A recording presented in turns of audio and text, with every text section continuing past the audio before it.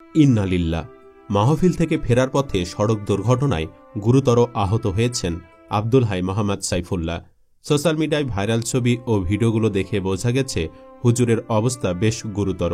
তিনি বুকে, চোখে এবং পিঠে আঘাত পেয়েছেন।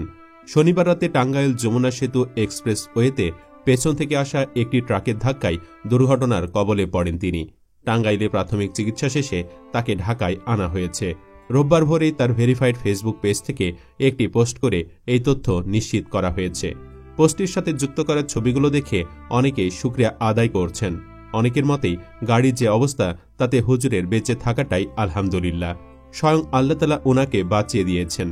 পোস্টটিতে বলা হয়েছে, আমাদের সকলের প্রিয় দায়ী, বর্তমান সময়ের সাহসী কণ্ঠস্বর নন্দিত খতিব আব্দুল হাই মোহাম্মদ সাইফুল্লাহ গতরাত্রে মাহফিল থেকে ফেরার পথে এক ভয়াবহ সড়ক দুর্ঘটনার শিকার হন। টাঙ্গাইল যমুনা সেতু এক্সপ্রেস ওয়েতে একটি ট্রাক পেছন থেকে আঘাত করে গাড়িটির সামনে পেছনে দুমড়ে মুচড়ে দেয়। তিনি বুকে, চোখে এবং পিঠে আঘাত প্রাপ্ত হন। আল্লাহর অসীম দয়ায় তার জ্ঞান ফিরেছে। টাঙ্গাইলে প্রাথমিক চিকিৎসা শেষে তাকে দ্রুত ঢাকায় নেওয়া হয়েছে। চোখের উন্নত চিকিৎসার জন্য ব্যবস্থা নেওয়া হচ্ছে। ভালো খবর হলো, আল্লাহর মেহেরবানিতে তিনি এখন আশঙ্কামুক্ত আছেন, সেটাও নিশ্চিত করা হয়েছে পোস্টটিতে। জানা গেছে পূর্ণ বিশ্রামে থাকতে বলা হয়েছে। তবে নানান ধরনের বাড়তি সংবাদ ছড়িয়ে পড়েছে বলে অনেকেই আতঙ্কিত হচ্ছেন। হুজুরের পেজ থেকে বলা হয়েছে, চিকিৎসার পরবর্তী আপডেট জানাবো ইনশাআল্লাহ। আশু আরোগ্য এবং পূর্ণ সুস্থতার জন্য দোয়ার মুহতাজ। হুজুরের অ্যাক্সিডেন্টের খবর শুনে আতঙ্কিত হয়ে পড়েছে অনুসারীরা। কারণ আমরা অতীতে উনারই ওস্তাদ খন্দকার আবদুল্লাহ জাহাঙ্গীর স্যারকে একইভাবে অ্যাক্সিডেন্টে হারিয়েছি। উনার চলে যাওয়া আমাদের জন্য বড়ই ক্ষতির কারণ হয়েছিল। তাই স্বাভাবিকভাবেই সাইফুল্লাহ হুজুরের ঘটনাও মানুষকে আতঙ্কিত করেছে। তবে আল্লাহ সাথে ছিলেন, তেমন কোনো শঙ্কা নেই। তবুও হুজুরের পোস্টের কমেন্টে অনুসারীরা শোক প্রকাশ করছেন ও হুজুরের সুস্থতার জন্য দোয়াও করছেন। জানিয়ে রাখি, আব্দুল হাই মোহাম্মদ সাইফুল্লাহ কুষ্টিয়া ইসলামী বিশ্ববিদ্যালয়ের আল হাদিস বিভাগ থেকে অনার্স ও মাস্টার্স সম্পন্ন করেন।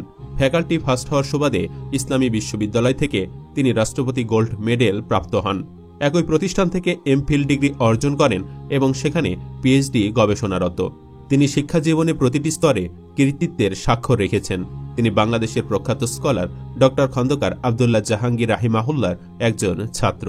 খতিব হিসেবে দায়িত্ব পালন করছেন মসজিদুল জুমা কমপ্লেক্স পল্লবীতে। একই সঙ্গে বেসরকারি টেলিকম সেবাদানের প্রতিষ্ঠান ইবিএস এর রিলিজিয়াস ডিরেক্টর হিসেবে কর্মরত আছেন। তিনি ব্যক্তিগত জীবনে বিবাহিত এবং 3 কন্যা সন্তানের জনক। এই তরুণ আলেম একজন প্রাঞ্জলভাষী দায়ী। পছন্দ করেন আল্লাহর পথে দাওয়াত দিতে, লিখতে এবং তরুণ ও যুব সমাজের জন্য অনুপ্রেরণাদায়ক কাজ করতে। বাংলাদেশে মসজিদের খতিবরা সাধারণত প্রাসঙ্গিক বা সমকালীন বিষয়ে কথা বলেন কম। এর মধ্যে বেশিরভাগ ইমামই বিতর্কিত হওয়ার ভয়ে থাকেন। রয়েছে অন্য ভয়ও। এই বাস্তবতায় ব্যতিক্রম এক খতিব আব্দুল হাই মোহাম্মদ সাইফুল্লাহ। হাসিনা থাকাকালীন সময়েও তিনি সকল অন্যায় অবিচারের বিরুদ্ধে সোচ্চার ছিলেন। প্রতিবাদ করেছেন সরকারের সকল জুলুম নিপীড়নের বিষয়ে।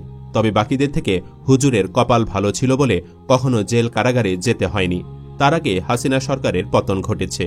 পরিশেষে দোয়া করি, আল্লাহ সুবহানাহু ওয়া তাআলা হুজুরকে দ্রুত শেফা দান করুক, পরিবারকে ধৈর্য ধারণ করার তৌফিক দান করুক। আমিন। দর্শক, কমেন্টে আপনিও আমিন লিখে জানিয়ে দিন, সকাল সকাল হুজুরের এমন একটি অ্যাক্সিডেন্টের খবরে আপনি কতটা আতঙ্কিত হয়ে পড়েছিলেন। আর অবশ্যই ভিডিওটি লাইক ও শেয়ার করে ঘটনাটি সবাইকে জানিয়ে দিন। হুজুরের পরবর্তী আপডেটের জন্য আমাদের সাথেই থাকুন। আল্লাহ হাফেজ।